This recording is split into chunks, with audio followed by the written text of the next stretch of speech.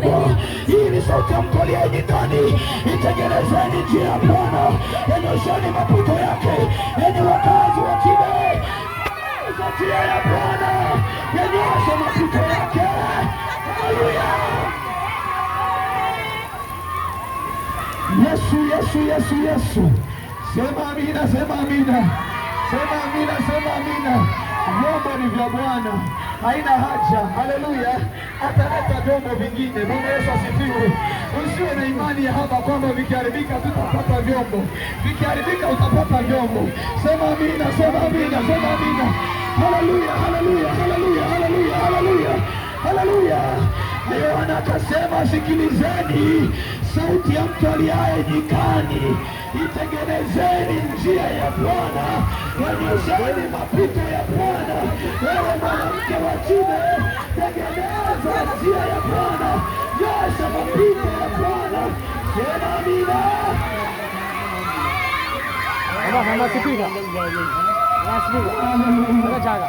Haleluya, haleluya. Jirani yako sema Yesu anaweza. Yesu anaweza. Yesu anaweza. Sema Yesu anaweza.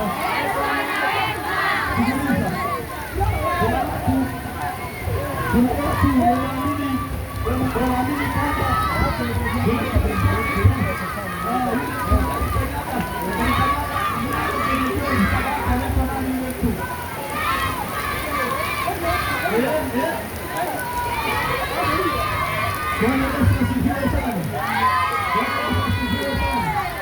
sikiliza, nimeuliza swali. Kuna mtu alikanyaga nyayo kwenye jiwe, nyayo ikakati kwenye jiwe, naitwa nani?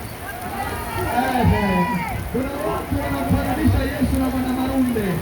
Mshike jirani yako, mwambie pole. Pole, pole, pole, pole, pole.